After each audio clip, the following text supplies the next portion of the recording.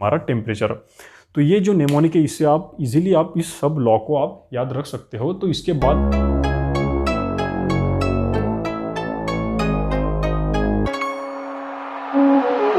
तो physical pharmaceutics में हमारा सेकंड चैप्टर है स्टेट ऑफ मैटर। तो जो हमारा मैटर है वो हमारे 3 स्टेट में प्रेजेंट होता है, सॉलिड, लिक्विड एंड गैस। तो उन तीनों को हम एक दूसरे के साथ में कंपैरिजन करेंगे, उसके अंदर हम हमारे 5 पॉइंट देखेंगे। उसके बाद में सॉलिड एंड लिक्विड की हम प्रॉपर्टीज देखेंगे, और जो हमारा गैस है उसके जो लॉ है उस लॉ को हम समझेंगे। और इस लॉ को याद रखने के लिए एक ट्रिक जो है, एक नेमोनिक है, वो मैं आपको इस वीडियो के लास्ट में बताऊंगा। तो स्टेट ऑफ मैटर, तो मैटर क्या होता है? ऐसा कोई भी सब्सटेंस जिसको मास प्रेजेंट हो और वो वॉल्यूम को ऑक्यूपाई करता हो, उसको हम कहते हैं मैटर। तो उसको मास मतलब यानी कि उसको कोई ना कोई वेट प्रेजेंट होना चाहिए और उसको रहने के लिए कोई जगह लगनी चाहिए, वो अपने किसी वॉल्यूम को उसने ऑक्यूपाई करना चाहिए, उसको हम कहते हैं मैटर। तो सपोज अगर मेरा ये पेन है तो इसको मास भी प्रेजेंट है, इसको वेट भी प्रेजेंट है, और इसको ये वॉल्यूम को भी ऑक्यूपाई कर रहा है, तो क्या होगा? ये हो गया मेरा मैटर। लेकिन सपोज अगर मेरे मन के अंदर अगर कोई थॉट आता है तो उसको ना, वो तो किसी वॉल्यूम को ऑक्यूपाई भी नहीं कर रहा और उसको रहने के लिए कोई जगह भी नहीं लग रही, मतलब वॉल्यूम को ऑक्यूपाई नहीं कर रहा और उसको कोई मास भी प्रेजेंट नहीं, उसको कोई वजन भी नहीं, उसको वेट भी नहीं है, तो क्या हो गया? वो मेरा नॉन मैटर हो गया। तो मैटर क्या होता है? ऐसा सब्सटेंस जिसको रहने के लिए मतलब वो वॉल्यूम को ऑक्यूपाई कर रहा हो और उसको कोई सर्टेन अमाउंट ऑफ मास भी उसको प्रेजेंट हो।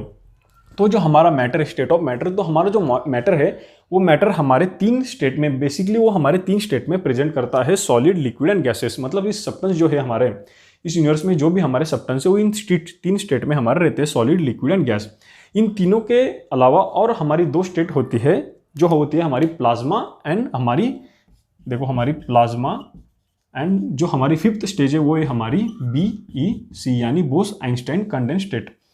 तो देखो जो हमारा जो हमारी 2 स्टेट है, इन दोनों स्टेट का हमें हमारे इस चैप्टर के अंदर ज़्यादा स्टडी नहीं करना है, लेकिन इन तीनों स्टेट का हमें इसके अंदर स्टडी करना है। लेकिन ये जो 2 स्टेट है इन पे कॉम्पिटिटिव एग्जाम में इस पे बहुत क्वेश्चन यहाँ पे पूछे जाते हैं। तो जो हमारी ये प्लाज्मा स्टेट होती है, प्लाज्मा स्टेट क्या होती है? अब देखो 99% जो हमारा इस यूनिवर्स में जो हमारे मैटर है, सब जो मैटर हमारे यहाँ पे जो सब्सटेंस है, तो इस यूनिवर्स में 99% जो सब्सटेंस है हमारे वो प्रेजेंट है हमारे प्लाज्मा स्टेट में। तो वे प्लाज्मा स्टेट क्या है? तो देखो अब सपोज अगर कोई हमारा एटम है, उस एटम को अगर हम ज़्यादा हीट कर रहे हैं तो उसमें क्या होता है? उसका जो आउटरमोस्ट शेल का जो इलेक्ट्रॉन होता है, वो इलेक्ट्रॉन ज़्यादा हीट और ज़्यादा एनर्जी मिलने की वजह से वो उसके शेल से बाहर चला जाता है, यानी कि वो इलेक्ट्रॉन इमिट हो जाता है उस एटम से। तो इसके लिए जो हमारा गैस होता है, वो गैस जो होता है, सपोज अगर सपोज आपका कोई सब्सटेंस, इसको आप ज़्यादा हीट प्रोवाइड कर रहे हो, तो क्या होगा? इसका पहले होगा गैस के फॉर्म में ये प्रेजेंट होगा, और उसके बाद में इसके ये एटम के अंदर जो इलेक्ट्रॉन है, वो एटम के अंदर का इलेक्ट्रॉन यहाँ से इमिट कर देगा, इस सेल से वो बाहर चला जाएगा, और इसी की वजह से क्या होता है? यहाँ पे आयोनाइज गैस फॉर्म हो जाता है, और उसी को हम कहते हैं प्लाज्मा स्टेट। और जो हमारा बोस आइंस्टाइन कंडेंस्ड स्टेट है, उसमें क्या है? अब देखो सपोज जो हमारा कोई मैटर है उसको अगर हम ज़्यादा फ्रीज करते हैं, अब ये स्टेट कैसे पता चली? जो हमारी इंडियन साइंटिस्ट है सत्येंद्र नाथ बोस, उन्होंने क्या किया? आइंस्टाइन को एक लेटर लिखा, तो उसके बाद में आइंस्टाइन ने उस पर स्टडी करके इस स्टेट को प्रेडिक्ट किया, और अब इसको कुछ साइंटिस्ट ने इसको प्रूव किया है। तो देखो क्या होता है बोस आइंस्टाइन स्टेट में, क्या होता है? अगर आप किसी सब्सटेंस को बहुत ज़्यादा अमाउंट पे आप उसको फ्रीज करते हो, तो उसकी जो वेवलेंथ है वो वेवलेंथ एक दूसरे के साथ में मैच हो जाती है, और सब्सटेंस ऐसे बिहेव करता है जैसे वो एक सिंगल सब्सटेंस हो, तो उसी को हम कहते हैं बोस आइंस्टाइन स्टेट। लेकिन इसका हमें ज़्यादा स्टडी नहीं करना, तो हम देखते हैं अब सॉलिड, लिक्विड एंड गैस को। तो सॉलिड क्या होता है? अब देखिए सॉलिड में जो है हमारा, इसमें अब सबसे बेसिक चीज़ क्या है? इसके जो मॉलिक्यूल्स होते हैं वो मॉलिक्यूल्स एक दूसरे के बहुत क्लोजली प्रेजेंट होते हैं, एक दूसरे के कॉम्पैक्ट, इसका जो स्ट्रक्चर होता है कॉम्पैक्ट होता है, जो मॉलिक्यूल्स होते हैं एक दूसरे के साथ में बहुत ज़्यादा इनका इंटरमॉलिक्यूलर अट्रैक्शन इनका होता है, तो इसीलिए इनके जो मॉलिक्यूल्स है वो पास पास में रहते हैं। लेकिन जब हम लिक्विड को देखेंगे तो लिक्विड में क्या होता है? मॉलिक्यूल्स थोड़े, इनका स्पेस, इनके अंदर जो व्हाइट स्पेस है वो ज़्यादा है, या फिर हम कह सकते हैं कि इनके मॉलिक्यूल्स के अंदर जो डिस्टेंस है वो भी ज़्यादा है, क्योंकि इनका जो इंटरमॉलिक्यूलर अट्रैक्शन, इनके जो इंटरमॉलिक्यूलर फोर्सेस है, इंटरमॉलिक्यूलर फोर्सेस मतलब 2 मॉलिक्यूल्स के बीच का फोर्स, तो इनका जो इंटरमॉलिक्यूलर फोर्स है वो क्या है? वो थोड़ा कम है, इसमें ज़्यादा है इसलिए ज़्यादा कॉम्पैक्ट है, इसका जो इंटरमॉलिक्यूलर फोर्स है वो कम है इसलिए थोड़े ज़्यादा दूर दूर है। और जब हम गैस को देखेंगे तो गैस के अंदर क्या है? जो हमारे इंटरमॉलिक्यूलर अट्रैक्शन जो फोर्स है वो बहुत वीक है, और इसीलिए ये जो हमारा गैस है वो, इसका एक मॉलिक्यूल्स कहाँ पे होता है? तो एक मॉलिक्यूल्स दूसरी जगह पे होता है, मतलब ये एक्सपांड होता है, ये रैंडम मोशन में होता है, इसका एक स्पेसिफिक स्ट्रक्चर नहीं होता, क्योंकि इनके अंदर का जो इंटरमॉलिक्यूलर अट्रैक्शन है वो बहुत कम है। तो देखिए सॉलिड जो है वो कॉम्पैक्ट फॉर्म में प्रेजेंट होता है, इसीलिए इसको शेप होता है, सॉलिड को शेप होता है, लिक्विड को शेप नहीं होता। क्योंकि अब देखिए सॉलिड, सपोज अगर मैंने कोई वुडन सपोज मैंने किसी लकड़ी का एक टुकड़े को मैंने यहाँ पे काट लिया, तो ये क्या हो गया, मेरा वुड का एक मेरा पार्ट हो गया। अब देखिए सपोज ये मेरा लिक्विड है, तो लिक्विड क्या है, लिक्विड को शेप नहीं है और गैस को भी हमारे शेप नहीं होता है। तो हम इसके जो अंदर जो हम इसका तीनों का कंपैरिजन करेंगे, तो सबसे पहले हम जो देखेंगे वो है हमारा स्ट्रॉन्ग इंटरमॉलिक्यूलर फोर्स जो होता है हमारा सॉलिड के अंदर प्रेजेंट होता है। ये जो मॉलिक्यूल है दोनों, इनके अंदर जो फोर्स होगा वो बहुत स्ट्रांग होगा और इसीलिए एक दूसरे के पास में होते हैं। जब हम लिक्विड की बात करेंगे तो लिक्विड में क्या होता है, जो हमारा दो मॉलिक्यूल्स के बीच का जो फोर्स होता है वो ज़्यादा कम भी नहीं होता और ज़्यादा एकदम बहुत ज़्यादा फोर्स भी नहीं होता और बहुत कम फोर्स भी नहीं होता। और इसीलिए ये जो पार्टिकल होते हैं ये एक दूसरे से ज़्यादा दूर भी नहीं होते और ज़्यादा पास भी नहीं होते और इसको हम कहते हैं इंटरमीडिएट। इसका जो अट्रैक्शन होता है इन दोनों के बीच में, इंटरमॉलिक्यूलर फोर्स जो इसके होते हैं वो क्या होते हैं, इंटरमीडिएट होते हैं। और गैस के अंदर जो इंटरमॉलिक्यूलर जो फोर्स होते हैं हमारे, वो बहुत ही वीक होते हैं। बहुत ही वीक फोर्स इन दोनों के अंदर, इन मॉलिक्यूल्स के अंदर प्रेजेंट होते हैं। तो अब जो हमारा सेकंड पॉइंट है वो है हमारा हैव शेप। अब देखिए सॉलिड को, अब ये जो मेरा वुडन, जो ये मेरा वुड का जो मेरा है कोई पीस है, तो इसको क्या है, इस पीस को मेरा इस पर्टिकुलर इसको शेप प्रेजेंट है। ये अब भी देखो इसका क्या है, इसको एक शेप प्रेजेंट है। लेकिन अगर सपोज मैंने अगर कोई लिक्विड लिया तो लिक्विड को कोई शेप प्रेजेंट नहीं होता, और जो गैस लिया तो गैस को भी हमारा शेप कोई प्रेजेंट नहीं होता। तो इसको शेप क्यों प्रेजेंट होता है, क्योंकि इनके जो इंटरमॉलिक्यूलर अट्रैक्शन इनका ज़्यादा होने की वजह से ये जो है एक स्पेसिफिक स्ट्रक्चर में ये हमारा जो सॉलिड है वो फॉर्म करता है। लेकिन लिक्विड जो है उसका इंटरमॉलिक्यूलर अट्रैक्शन ज़्यादा नहीं होता, इसलिए उसके मॉलिक्यूल्स यहाँ वहाँ पे मूव कर सकते हैं, इसलिए उसको शेप प्रेजेंट नहीं होता है। और गैस का तो फोर्स बहुत वीक होता है, इसलिए गैस को भी शेप प्रेजेंट नहीं होता। तो अब जो हमारा सेकंड है वो थर्ड है वो है हमारा वॉल्यूम। तो अब देखिए तीनों को वॉल्यूम होता है, लेकिन तीनों के वॉल्यूम में क्या डिफरेंस है वो देखेंगे हम। अब देखिए जो हमारा सॉलिड है उसके वॉल्यूम को हम कह सकते हैं, उसके वॉल्यूम को हम प्रेडिक्ट कर सकते हैं। सॉलिड के वॉल्यूम को हम साइज में प्रेडिक्ट कर सकते हैं कि इसको एक पर्टिकुलर साइज है और वही उसका वॉल्यूम है। अब देखिए अब इसको कैसे समझेंगे हम। देखिए सपोज अगर मैंने ये कंटेनर ले लिया और मैंने ये ले लिया मेरा एक वुड का पीस मैंने ये ले लिया, लकड़ी का टुकड़ा मैंने ले लिया, तो इसको मुझे इसके अंदर डालना है। तो इसमें वॉल्यूम प्रेजेंट है, जितना वॉल्यूम मेरे इसको लगेगा, इस लकड़ी के टुकड़े को मेरे जितना वॉल्यूम लगेगा उतना वॉल्यूम मेरे इस कंटेनर के अंदर प्रेजेंट है। लेकिन मेरे इस वुड को मैं इसके अंदर डाल नहीं सकूंगा। क्यों डाल नहीं सकूंगा, क्योंकि इसकी जो साइज है वो साइज इसके माउथ से इसकी साइज बड़ी है। तो लेकिन जब मैं लिक्विड की बात करता हूँ, सपोज मेरा ये लिक्विड है, लिक्विड सपोज मेरा अगर 1 लीटर मेरा लिक्विड है, तो ये लिक्विड मेरा इसके अंदर जा सकता है, क्योंकि इसको जो है इसको वॉल्यूम है इसमें। अब ये यहाँ पे 1 लीटर है, लेकिन इसमें जाने के बाद में भी इसका 1 लीटर यहाँ पे बैठ जाएगा। लेकिन इसको जो है इसको साइज प्रेजेंट नहीं है और इसको साइज प्रेजेंट है। तो इसको भी वॉल्यूम है और इसको भी वॉल्यूम है, लेकिन इसके वॉल्यूम को जो है हम साइज कह सकते हैं सॉलिड के। लेकिन लिक्विड को जो है साइज नहीं है, लेकिन उसका वॉल्यूम जो है वो फिक्स है। यहाँ पे भी 1 लीटर है और इसके अंदर भी 1 लीटर वो वॉल्यूम है। अब वॉल्यूम में क्या डिफरेंस होता है गैस के और हमारे लिक्विड के। तो अब देखिए सपोज अगर मेरे इस कंटेनर के अंदर मैंने कोई गैस को इसके अंदर डाल दिया, प्रेशर की वजह से मैंने इसको इस अंदर कॉम्प्रेस कर दिया और मैंने इसका यहाँ पे जो माउथ था उसको मैंने क्लोज कर दिया। अब इसमें मेरा गैस जो है वो कॉम्प्रेस फॉर्म में प्रेजेंट है।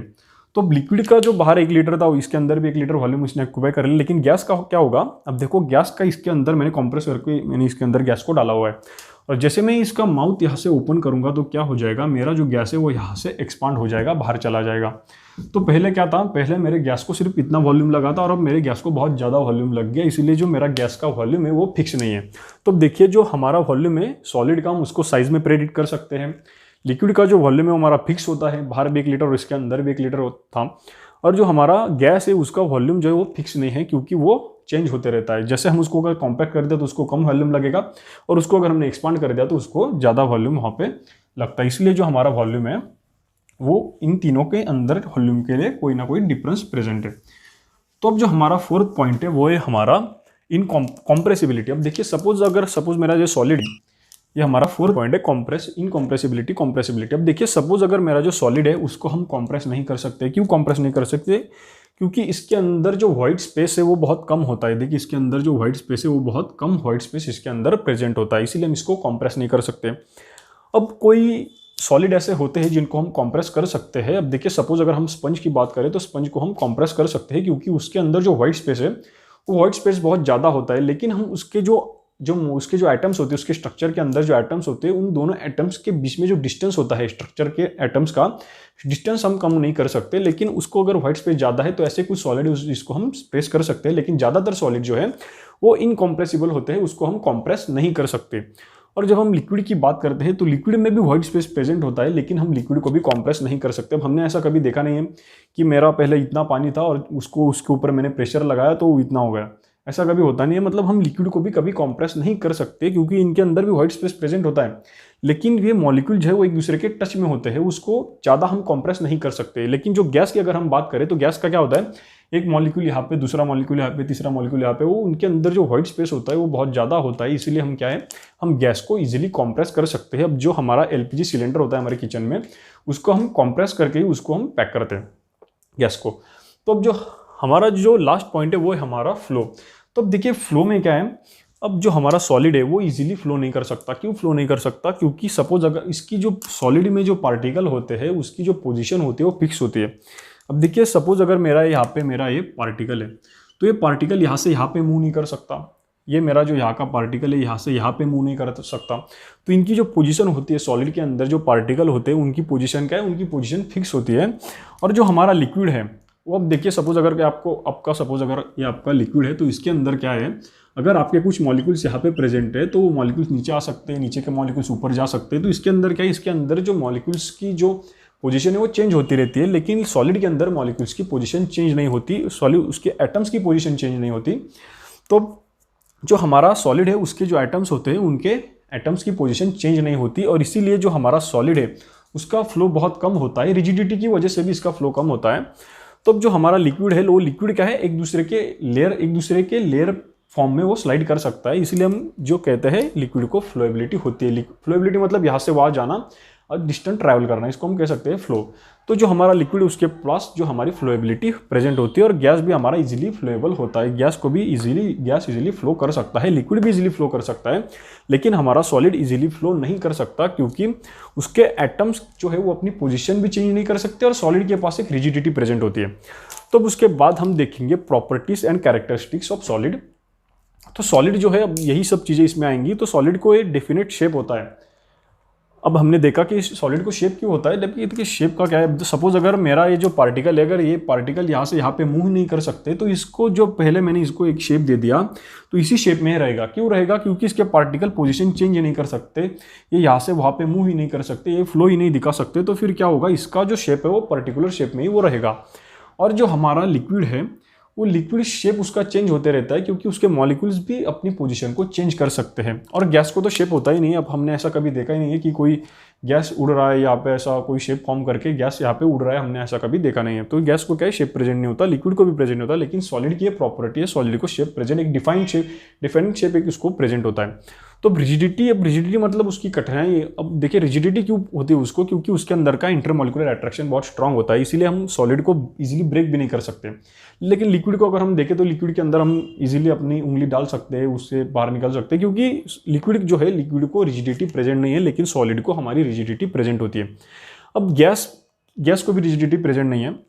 तो हम प्रॉपर्टीज देख रहे हैं सॉलिड की, तो सॉलिड को एक डिफाइनाइट शेप होता है, उसको रिजिडिटी भी होती है, और सॉलिड को जो है हमारी साइज भी प्रेजेंट होती है। अभी हमने देखा कि सॉलिड को जो है हमारी साइज भी प्रेजेंट होती है, तो सॉलिड को साइज भी होती है। इनकॉम्प्रेसिबिलिटी, तो सॉलिड जो होता है हमारा वो इनकॉम्प्रेसिबल होता है। हमने इसके पहले भी देखा था कि हम सॉलिड को कॉम्प्रेस नहीं कर सकते, हम सॉलिड को, क्योंकि उसके अंदर जो होता है वो व्हाइट स्पेस बहुत कम होता है, इसलिए हम सॉलिड को कॉम्प्रेस नहीं कर सकते। इसलिए हमारा सॉलिड जो है वो कैरेक्टरिस्टिक्स शो करता है इनकॉम्प्रेसिबिलिटी की। तो जो नेक्स्ट कैरेक्टरिस्टिक्स है हमारी वो है हमारा स्लो डिफ्यूजन। तो स्लो डिफ्यूजन क्या होता है? देखिए मास का ट्रांसफर होना, यहाँ से वहाँ पे मास का ट्रांसफर होना, उसको हम कहते हैं डिफ्यूजन। तो सॉलिड के पार्टिकल एक पोजीशन से दूसरी पोजीशन पे मूव नहीं कर सकते, इसीलिए जो हमारा सॉलिड है वो हमारा डिफ्यूजन बहुत स्लो प्रेजेंट करता है। और जो लिक्विड है, लिक्विड के पार्टिकल, लिक्विड के जो मॉलिक्यूल है वो यहाँ से वहाँ पे इजीली मूव हो सकते हैं, इसीलिए लिक्विड का जो डिफ्यूजन होता है वो अच्छे तरीके से इजीली लिक्विड का डिफ्यूजन हो जाता है। अब डिफ्यूजन के ऊपर हमने उसके मैकेनिज्म पे हमने एक वीडियो बनाई थी, उसकी लिंक मैं डिस्क्रिप्शन में डाल दूंगा, आप वो देख लेना। तो फिर हमारी जो नेक्स्ट है वो हमारा है लिक्विड। तो लिक्विड की कुछ प्रॉपर्टीज होती है। तो लिक्विड की प्रॉपर्टीज में सबसे पहली हमारी प्रॉपर्टी है वेपर प्रेशर। तो वेपर प्रेशर क्या होता है? देखिए सपोज ये मेरा एक कंटेनर है, अब इस कंटेनर को अगर मैंने ऊपर से पैक कर लिया, इसके अंदर मेरा लिक्विड है, और इसको अगर मैंने नीचे से उसको मैंने टेम्परेचर हीट अगर मैं प्रोवाइड कर रहा हूँ, तो क्या होगा, ये मेरा लिक्विड की वेपर फॉर्म होगी। और अगर ये वेपर अगर मेरी लिक्विड की, अब देखो सपोज ये मेरा लिक्विड था, अब इस लिक्विड को मैंने नीचे से हीट प्रोवाइड की और इस लिक्विड की मेरे वेपर फॉर्म हो गई। तो वेपर क्या होगी, वेपर मेरे इस कंटेनर के ऊपर प्रेशर डालेंगी, इस लिक्विड के सरफेस के ऊपर भी प्रेशर डालेंगी, तो इसको हम कहेंगे वेपर प्रेशर। तो जो वेपर प्रेशर है वो लिक्विड की एक प्रॉपर्टी है, क्योंकि लिक्विड वेपर प्रेशर जनरेट कर सकता है लेकिन सॉलिड कोई वेपर प्रेशर जनरेट नहीं कर सकता। तो उसके बाद जो है लिक्विड बॉइलिंग पॉइंट भी शो करता है। देखिए ऐसा एक जो टेम्परेचर होता है, सपोज ये मेरा लिक्विड था, अब इसका जो पहले वेपर इसकी प्रेजेंट नहीं थी, लेकिन मैंने इसको नीचे से टेम्परेचर दिया, तो जिस टेम्परेचर पे मेरा ये लिक्विड इवेपोरेट होगा, जिस टेम्परेचर पे मेरा ये लिक्विड बॉईल होगा, ये वेपर फॉर्म करेगा, उस टेम्परेचर को हम कहेंगे बॉइलिंग पॉइंट। तो लिक्विड के पास भी बॉइलिंग पॉइंट होता है। बॉइलिंग पॉइंट क्या होता है? ऐसा टेम्परेचर जिस टेम्परेचर को लिक्विड फॉर्म हो रहा हो गैस की स्टेट में, मतलब लिक्विड जब गैस में ट्रांसफर होता है उसको हम कहते हैं बॉइलिंग पॉइंट। जब वाटर की वेपर बनने लगेगी तो कितनी डिग्री को बनते हैं? 100 डिग्री को। तो 100 डिग्री का हमारा बॉइलिंग पॉइंट है वाटर का। तो ये जो प्रॉपर्टी है बॉइलिंग पॉइंट की लिक्विड के पास प्रेजेंट होती है, और हमारे सॉलिड के पास ये और गैस के पास भी बॉइलिंग पॉइंट की प्रॉपर्टी हमारी प्रेजेंट नहीं होती है। तो थर्ड जो प्रॉपर्टी है वो है हमारा रिफ्रैक्शन। अब रिफ्रैक्शन क्या होता है? अब देखिए, सपोज अगर ये मेरा कोई मैटर है, मैं आपको बताता नहीं ये सॉलिड या लिक्विड है। सपोज ये सॉलिड है, मेरा सॉलिड मैटर है, तो क्या होगा, यहाँ पे मेरा कोई रे आया और वो रे को यहाँ से वापस चला गया, तो इसको हम क्या कहते हैं? इसको हम कहते हैं रिफ्लेक्शन। और अगर सपोज मेरा कोई रे यहाँ पे आ रहा है, लाइट रे, और वो इस मैटर से, सपोज ये मेरा लिक्विड है और ये मेरा सॉलिड था, तो इस सॉलिड से क्या हो गया, ये रे रिफ्लेक्ट हो गया। लेकिन ये जब लिक्विड पे जब मेरा रे आ रहा है तो क्या हो रहा है, मेरा रे यहाँ से पास आउट हो रहा है, इस साइड को मेरा रे पास आउट हो रहा है, तो हम इसको कहते हैं रिफ्रैक्शन। रिटर्न चलाएगा, इसको हम कहते हैं रिफ्लेक्शन, और इसको हम कहते हैं रिफ्रैक्शन। तो लिक्विड जो है, जनरली बहुत से लिक्विड ऐसा है जो कि हमें रिफ्रैक्शन प्रॉपर्टी शो करते हैं। अब ये यहाँ पे ऐसा सीधा ट्रांसफर नहीं होगा क्योंकि इसके मॉलिक्यूल्स इसको अवॉइड करते हैं, इसीलिए ये जो है हमारा ऐसे इस तरीके से यहाँ से हमारा वो पास होता है। तो ये जो रिफ्लेक्शन है, अब बहुत से सॉलिड ऐसे हैं जो हमारे रिफ्लेक्शन भी शो करते हैं, लेकिन जनरली सॉलिड जो है रिफ्लेक्शन या एब्जॉर्प्शन शो करते हैं लाइट का, और जो हमारा लिक्विड है वो हमें शो करता है रिफ्रैक्शन, यानी उससे जो हमारा रे है वो पास हो जाता है। इसीलिए हमारी जो लिक्विड है उसकी प्रॉपर्टी है हमारे एक रिफ्रैक्शन। तो सोल्युबिलिटी पैरामीटर्स। अब देखिए, अगर सपोज कोई मेरा सोल्यूट है, अगर सपोज मेरे दो सॉलिड है, तो एक सॉलिड दूसरे सॉलिड को अपने अंदर सोल्यूबल नहीं कर सकता। वो एक सॉलिड दूसरे सॉलिड को अपने अंदर मिक्स कर सकता है, लेकिन वो जो सॉलिड है वो दूसरे सॉलिड को अपने अंदर सोल्यूबल नहीं कर सकता। लेकिन लिक्विड है जो किसी दूसरे सॉलिड को, किसी सोल्यूट को अपने अंदर सोल्यूबल कर सकता है। मतलब जो लिक्विड है उसके पास सोल्युबिलिटी पैरामीटर्स प्रेजेंट है, लेकिन सॉलिड के पास सोल्युबिलिटी पैरामीटर्स प्रेजेंट नहीं है, क्योंकि दो सॉलिड एक दूसरे के अंदर सोल्यूबल नहीं हो सकते, लेकिन वो एक दूसरे के अंदर मिक्स हो सकते हैं। लेकिन जो लिक्विड है वो किसी एक सॉलिड को अपने अंदर सोल्यूबल कर सकता है, लेकिन सॉलिड सोल्यूबल नहीं कर सकता। तो जो सोल्युबिलिटी पैरामीटर्स है, वो सोल्युबिलिटी पैरामीटर्स हमारे लिक्विड की एक प्रॉपर्टी है कि लिक्विड कहता है आप भाई तू मुझ में सोल्यूबल हो जा, लेकिन सॉलिड किसी को सोल्यूबल नहीं कर सकता। सॉलिड के अंदर दूसरा सॉलिड अगर आ गया तो वो होता है मिक्सिंग हो जाती है उनकी, लेकिन लिक्विड जो है वो सोल्यूबल कर सकता है। तो इसलिए हम कहते हैं कि सोल्युबिलिटी पैरामीटर्स जो है वो लिक्विड में प्रेजेंट होते हैं। विस्कोसिटी, अब देखिए सपोज मेरे दो कंटेनर हैं, विस्कोसिटी अब देखिए सपोज मेरे दो कंटेनर, इसके अंदर मेरा वाटर प्रेजेंट है और इसके अंदर जो है इसका मेरा शुगर सोल्यूशन मेरा प्रेजेंट है। तो ये जो मेरा शुगर सॉल्यूशन है वो ये बहुत कॉन्सेंट्रेटेड शुगर सॉल्यूशन है। तो इन दोनों के अंदर जो मेरी किसकी विस्कोसिटी ज़्यादा होगी, मेरे शुगर सॉल्यूशन की। जो मेरी विस्कोसिटी है मेरे शुगर सॉल्यूशन की, शुगर जो मेरा लिक्विड है उसकी विस्कोसिटी मेरी यहाँ पे बहुत ज़्यादा होगी। तो इसको हम कहेंगे ये मेरा विस्कस है। क्यों विस्कस है? क्योंकि इसके अंदर शुगर का कॉन्सेंट्रेशन और उसकी वजह से इसके अंदर एक गाढ़ापन आता है, जिसको हम कहते हैं viscosity. Ability to resist the flow, अब दोनों में से कौन कम फ्लो होगा? मेरा जो शुगर सॉल्यूशन है वो कम फ्लो होगा।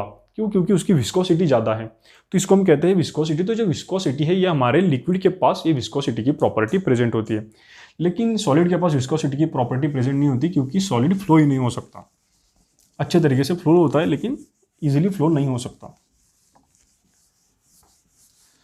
तो अब इसके बाद में जब हम देखते हैं गैस को, तो गैस में क्या होता है, अब गैस की हम प्रॉपर्टी नहीं देखते क्योंकि उनकी जो प्रॉपर्टी है उनको अच्छे तरीके से, उसके लॉ जो है वो उसकी प्रॉपर्टीज़ को, उसके नेचर को, उसके लॉ जो है वो अच्छे तरीके से प्रेडिक्ट करते हैं। गैस का जो बिहेवियर है वो बिहेवियर, ये जो लॉ है ये अच्छे तरीके से प्रेडिक्ट करते हैं, और इन्हीं लॉ के ऊपर हम गैस का बिहेवियर को हम प्रेडिक्ट कर सकते हैं। इसीलिए हम इसके अंदर प्रॉपर्टीज़ के बजाय इसके हम लॉ को देखेंगे। तो अब जो हमारे लॉ है, सपोज अब हमारा जो पहला लॉ है बॉयल्स लॉ, इसको याद कैसे रखें, इसके एक सिंपल हम ट्रिक देखेंगे, इसका एक नेमोनिक देखेंगे। तो सबसे पहले अब समझते हैं लॉ को। तो लॉ क्या होता है, देखिए बॉयल्स लॉ।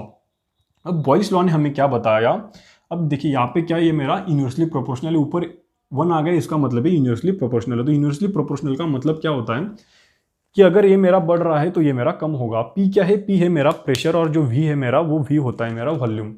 तो बॉयल्स लॉ ने मुझे क्या बताया कि P is universally proportional to V. मतलब अगर मेरा P इंक्रीज हो रहा है तो मेरा वॉल्यूम क्या है, मेरा वॉल्यूम कम होगा। प्रेशर इंक्रीज हो रहा है तो मेरा वॉल्यूम कम होगा। अब हम देखते हैं कैसे कम होता है। देखिए सपोज अगर ये मेरा कोई कंटेनर है, इस कंटेनर के अंदर मेरा एक पिस्टन है, ये मेरा एक पिस्टन मैंने ऊपर लगाया हुआ है और इस कंटेनर के अंदर मेरा गैस प्रेजेंट है। अब क्या होगा, मैंने इस पिस्टन को नीचे कंप्रेस किया, मैंने इस पिस्टन के ऊपर मैंने प्रेशर लगाया, मतलब मैंने प्रेशर को यहाँ पे इंक्रीज कर दिया।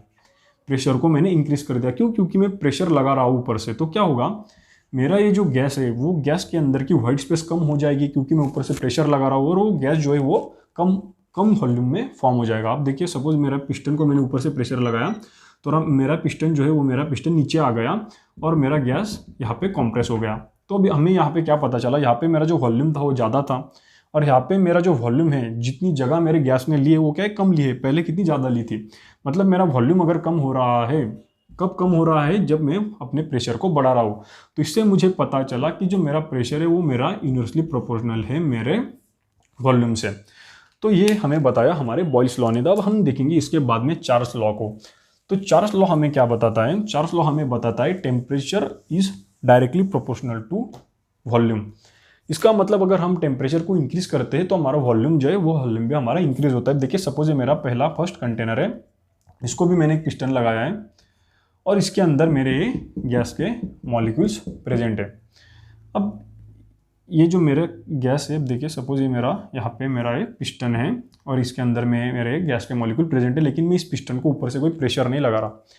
तो ये जो मेरा सेकंड कंटेनर है, अब मैंने क्या किया, सबसे पहले मेरा जो कंटेनर था इसके अंदर मेरा गैस के मॉलिक्यूल प्रेजेंट है और ऊपर से मैंने पिस्टन लगाया हुआ है। अब मैंने क्या किया, इसको मैंने टेम्परेचर इसका इंक्रीज कर दिया, मैंने इसको नीचे से हीट प्रोवाइड कर दी। तो जब हीट प्रोवाइड हम करते हैं तो क्या होता है, सॉलिड का लिक्विड होता है, लिक्विड का गैस होता है। मतलब इनका जो पार्टिकल वो एक दूसरे से दूर दूर जाते हैं, इनका जो डिस्टेंस होता है वो इंक्रीज होता है, क्योंकि वो वाइब्रेशन होता है उनके अंदर। तो वो क्या होते हैं, पार्टिकल एक दूसरे के साथ में दूर जाते हैं, एक दूसरे से वो पार्टिकल दूर जाते हैं। तो क्या होगा, अगर मैं इस गैस को यहाँ पे मेरा जो गैस प्रेजेंट है उसको मैं टेम्परेचर दे रहा हूँ, तो क्या होगा, मेरा जो गैस है उसके पार्टिकल भी एक दूसरे से दूर दूर जाएंगे, उसकी रैंडमनेस पार्टिकल की बढ़ जाएगी। तो क्या होगा, ये पार्टिकल इस पे प्रेशर डालेंगे, इस कंटेनर पे प्रेशर डालेंगे, तो ये पिस्टन क्या होगा, पिस्टन ऊपर चला जाएगा। क्यों? क्योंकि मेरे जो टेम्परेचर की वजह से पार्टिकल जो है वो ज़्यादा वॉल्यूम एक्वायर करेंगे। तो क्या होगा, अब देखो सपोज ये मेरा पिस्टन ऊपर चला गया। क्यों? क्योंकि मेरे पार्टिकल के जो डिस्टेंस एक दूसरे के अंदर को इंक्रीज हो गया। क्यों इंक्रीज हो गया? टेम्परेचर की वजह से। तो मुझे पता चला जब मैंने टेम्परेचर को इंक्रीज कर दिया, यहाँ पे मैंने टेम्परेचर को इंक्रीज किया, तो मेरे क्या हो गया, पार्टिकल एक दूसरे से दूर दूर चले गए। और जैसे ही वो दूर चले गए तो क्या हुआ, मेरा जो पिस्टन है वो ऊपर आ गया। तो मुझे इससे पता चला कि जो मेरे जो गैस के मॉलिक्यूल्स हैं, उस गैस के मॉलिक्यूल्स को जब मैंने टेम्परेचर प्रोवाइड किया तो उनका क्या हो गया, उनका वॉल्यूम भी इंक्रीज हो गया। मतलब टेम्परेचर अगर इंक्रीज करोगे तो वॉल्यूम भी इंक्रीज हो जाएगा। मतलब temperature is directly proportional to volume. ये हमें पता चला चार्ल्स लॉ से। अब गेल-लुसियक लॉ में क्या है, अब जो गेल-लुसियक लॉ है उसने हमें बताया कि जो हमारा प्रेशर है वो हमारा प्रेशर डायरेक्टली प्रोपोर्शनल है हमारे टेम्परेचर के। अब देखिए इसके पहले हमने जो पढ़ा वही हमें फिर से देखना है। अब देखिए जब अगर सपोज ये मेरा कंटेनर है, अब सपोज ये मेरा कोई कंटेनर है, अब इसके अंदर मेरे गैस के मॉलिक्यूल्स प्रेजेंट है और इसको मैं नीचे से मैंने इसको हीट प्रोवाइड की, मैंने इसको टेम्परेचर प्रोवाइड किया। तो क्या होगा, अब मैंने देखो यहाँ पे टेम्परेचर इंक्रीज कर दिया, मैं इसको टेम्परेचर प्रोवाइड कर रहा हूँ। तो क्या होगा, हमें पता है अगर हम टेम्परेचर देने पे अगर सॉलिड का लिक्विड होता है, लिक्विड का गैस होता है, मतलब मॉलिक्यूल्स के अंदर की जो वाइट स्पेस है वो इंक्रीज होता है। क्यों? क्योंकि मॉलिक्यूल्स वाइब्रेट होते हैं और इसीलिए वो एक दूसरे से दूर दूर जाते हैं। तो वॉल्यूम जो हमारे मॉलिक्यूल्स है उनका रैंडमनेस इंक्रीज होता है। तो अगर मैं इसको टेम्परेचर दे रहा हूँ तो क्या होगा, ये मॉलिक्यूल्स एक दूसरे से डिस्टेंस पे जाएंगे, एक दूसरे से दूर दूर जाएंगे। तो क्या होगा, मेरे इस कंटेनर की वॉल पे जो है, मेरे इस कंटेनर की वॉल पे प्रेशर आएगा। इस मेरे कंटेनर की वॉल पे क्या बढ़ गया, मेरे इस कंटेनर की वॉल पे प्रेशर इंक्रीज हो गया। कब इंक्रीज हो गया, जब मैंने इसको टेम्परेचर मैंने इसको प्रोवाइड किया। तो इससे हमें क्या पता चलता है कि टेम्परेचर का अगर हम इंक्रीज करते हैं तो हमारा प्रेशर भी इंक्रीज होता है। इसका मतलब T is directly proportional to pressure. तो उसके बाद में हम देखेंगे एवोगैड्रोस लॉ को। तो एवोगैड्रो जो लॉ है उसको हम एक सेपरेट वीडियो में भी कवर करेंगे, लेकिन इस टॉपिक में जितनी रिक्वायरमेंट है उतना हम इसमें देख लेंगे एवोगैड्रो लॉ क्या होता है। अब देखिए एवोगैड्रो लॉ ने हमें क्या बताया कि volume is directly proportional to number of moles. मतलब अब देखिए वॉल्यूम जो है हमारा वो डायरेक्टली प्रोपोर्शनल, मतलब वॉल्यूम अगर इंक्रीज होता है तो हमारे नंबर, मतलब नंबर ऑफ मोल्स अगर हम इंक्रीज कर रहे हैं तो हमारा वॉल्यूम भी इंक्रीज होगा। अब देखिए सपोज मैंने ये एक बलून ले लिया, अब सपोज मैंने एक बलून ले लिया। अब क्या किया मैंने, इस बलून के अंदर क्या है मेरा, इस बलून के अंदर मेरा 1 मोल ऑफ मेरा हाइड्रोजन गैस इसके अंदर प्रेजेंट है, इस बलून के अंदर।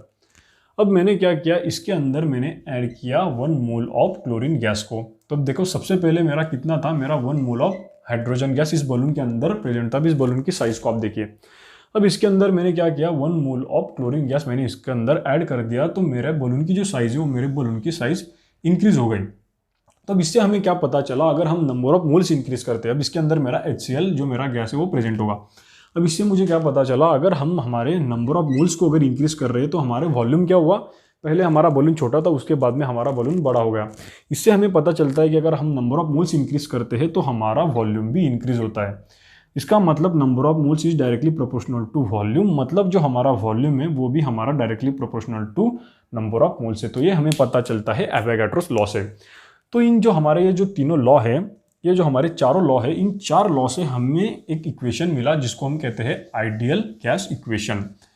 तो जो हमारे जो गैस होते हैं, जो इस आइडियल गैस इक्वेशन को जो गैस हमारे फॉलो करते हैं उसको हम कहते हैं आइडियल गैस, और जो हमारे गैस इस आइडियल गैस इक्वेशन को फॉलो नहीं करते उनको हम कहते हैं रियल गैस। तो ये रियल गैस क्यों होते हैं, आइडियल गैस क्यों होते हैं, उनके अंदर क्या केमिस्ट्री होती है, उसको अगर आपको जानना है तो उस पर हमने इसके पहले एक आइडियल और नॉन आइडियल लिक्विड पे एक वीडियो बनाई थी, उसकी लिंक मैं आपके डिस्क्रिप्शन में दे दूंगा, आप उसको देख लेंगे, क्योंकि उससे आपको इसकी केमिस्ट्री, उसकी वजह से आपको इसकी केमिस्ट्री जो है वो अच्छी तरीके से क्लियर हो जाएगी कि नॉन आइडियल क्यों होता है, आइडियल क्यों होता है, सही में जो हमारे गैस है उसको फॉलो करते हैं या नहीं फॉलो करते हैं, आपको उससे क्लियर हो जाएगा। तो अब देखिए, तो अब जो इसका हम नेमोनिक देखने वाले थे, तो ये जो नेमोनिक हम देखेंगे, अब इसका देखिए,